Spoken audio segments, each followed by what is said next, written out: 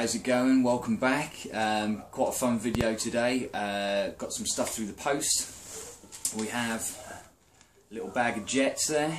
I've got 3 different sizes for the main jet and 2 different pilot jet sizes, so we'll see how we get on with those to begin with. And the headlight has arrived, little bottom mounted headlight there. You'll notice it's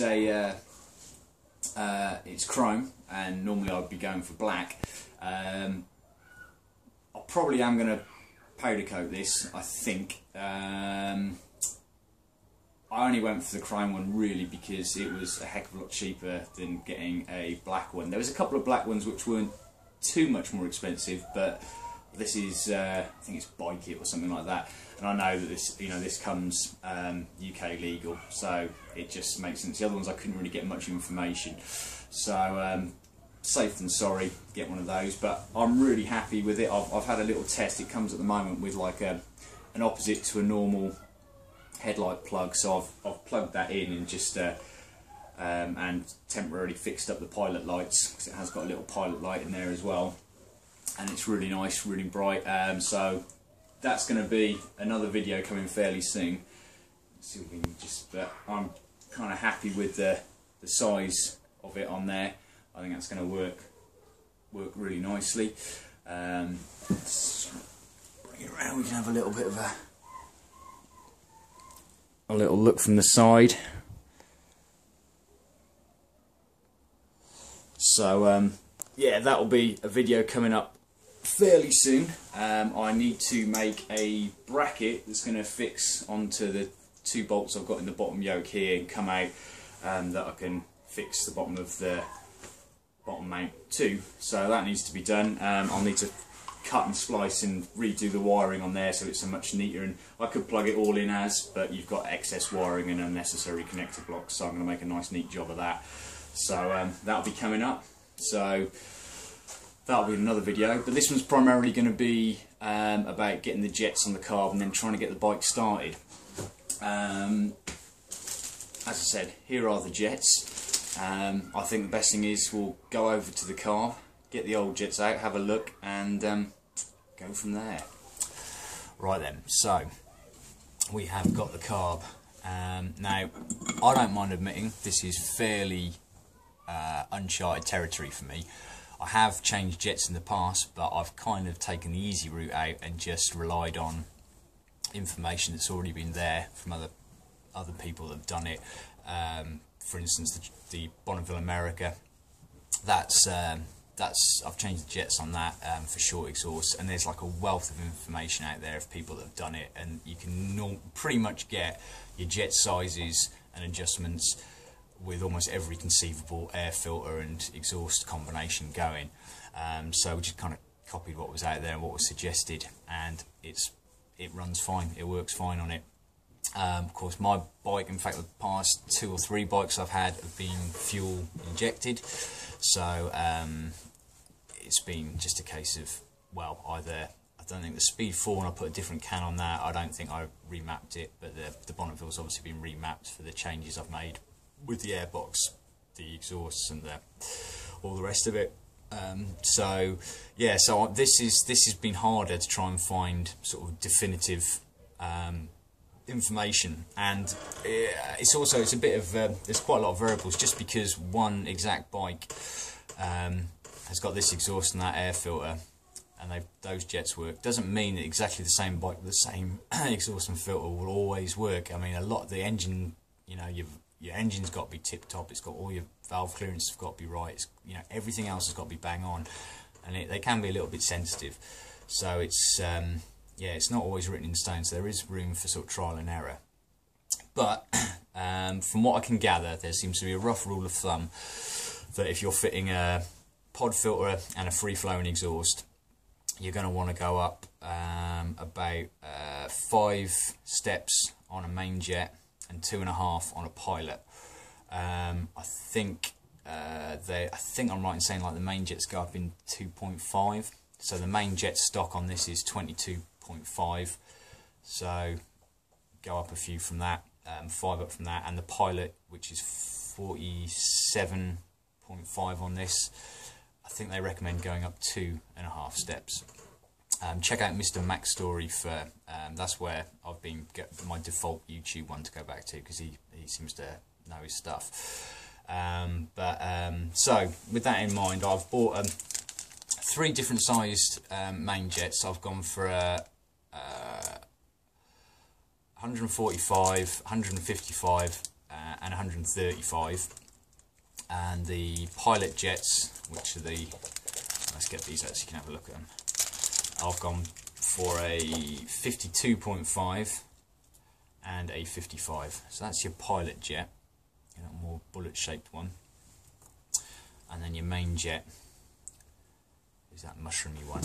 Now on the carb, because obviously, I mean, the reason we do all this as well is because obviously with a pod filter you're bringing more air in. I think it's the Venturi principle. You're bringing more air in, and what happens when the air comes in, it kind of sucks the fuel up from the fuel bowl here. The jets comes through and mists it out here into little air and fuel molecules, and you get your squeeze, bang, boom, combustion stuff there. So if you're getting more air in, you want to try and get the balance of the air and the fuel right again. So you need to be letting more fuel go up. So we're going up in the jets. So that's kind of the easy basic idea of it, but the actual science of it, let's see if it's going to be a bit of a dark art. On here you've got, let's take the float bowl off, underneath you've got so there's your floats. They can be adjusted, the height of your floats. You've got your main jet there, your pilot jet there, so they can be changed.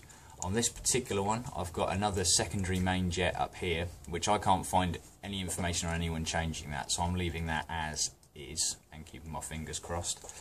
And then you've also got your diaphragm that goes in the top here, that has the needle which drops down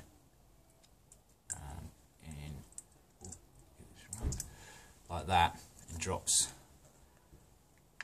down through the top there, and that can be adjusted as well. You might have heard the phrase of shimming the needle or raising or lowering your needle, and that's done. That's your collar, and you've got a little circlip on the top here. I don't know if that's going to pick up, but you might be able to just see there's sort of, was it 4 or 5 notches in your needle, and you can lower or raise the height of the needle as well. So there's quite a few changes you can make. They also recommend only changing one thing at a time, but I'm going to kind of throw caution a little bit to the wind and keep my fingers crossed, and I'm going to go with, as I say, there's not an awful lot of information out there, but there's been a couple of repeat informations on pod filters and little short exhausts that suggest having your needle, so you've got 1 notch from the top, which I've changed and done to that one, a 155 or a 145 main jet, depending if it's baffled or unbaffled. I've got them both because I don't really know that little short exhaust, and knowing the almost non-existent baffle in there, see how that plays. So I'm going to try a 145 to begin with, and the pilot I'm just going to go up to a 52.5 I think on the pilot, and so a little change just to begin with, and see how it kind of fares from there. So not much to it, just got the carb there to remove your jets. They're usually brass slot headed, hopefully they're not usually mangled. These are all alright, got a little washer on that one, but take your old one out and put your new one in. So potentially, obviously, you might be removing this bowl quite a few times if you're trying to get it just right. Let's keep our fingers crossed it's not too many times, but that's also why I changed to the Allen key. Well, I didn't have a choice for the bolts to bolt that on. The crosshead ones are stripped, and it's often the one thing you see when people are changing jets, say get some decent bolts in there, because the Phillips head ones are just going to strip and go, especially if they haven't been off for a while. So yeah, so that's there. So yeah, I'm just going to change the jets. So that's going to a 145, 52.5.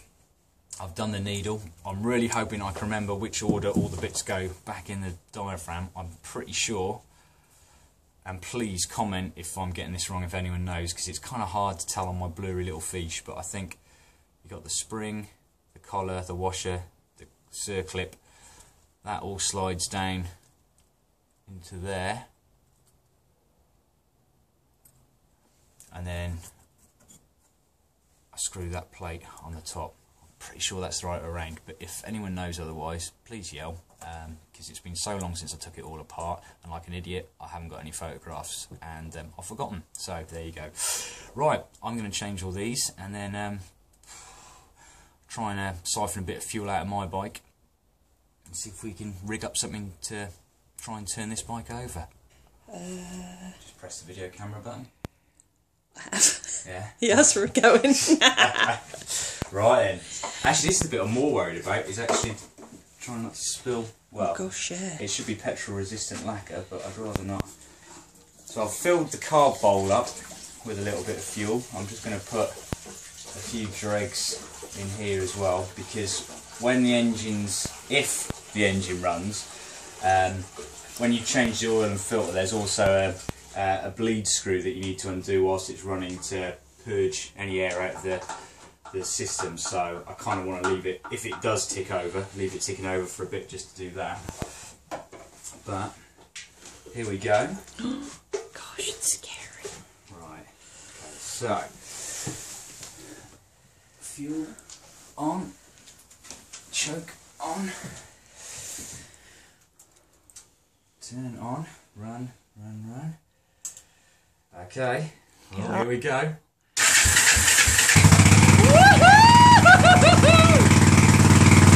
Oh, it sounds sweet! First time! That's not bad. What a lovely sound! It sounds like a tractor.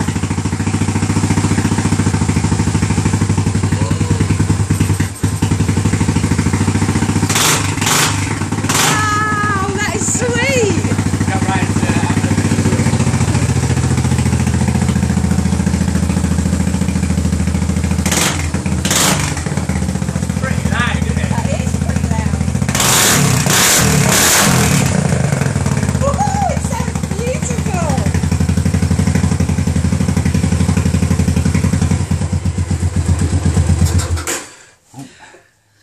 So we're not running on.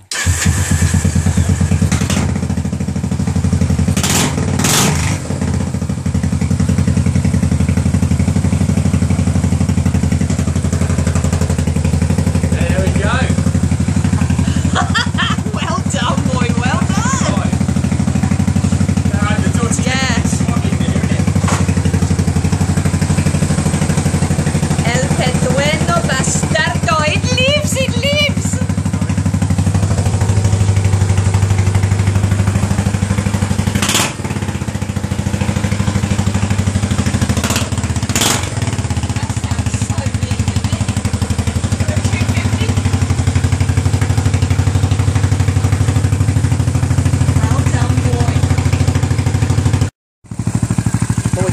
It's taking it out for a quick spin.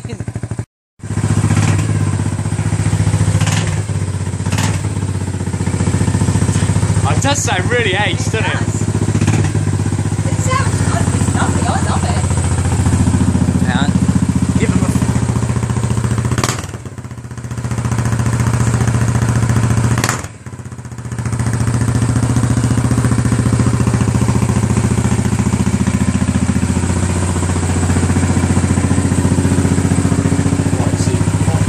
in here it's a little bit smoky, so yeah, gonna call it that. I've put it around this way just to, I can have a look at this when I'm editing as well to see if the chain guard looks okay, bare metal next to that. So yeah, there we go, brilliant, it runs. A slight issue where I put it into first gear and it's cut out, because I was going to take it for a little bit of a spin. I'm wondering if there's something to do with that clutch switch, so I need to investigate that. But there we go. Thanks for watching. It's alive.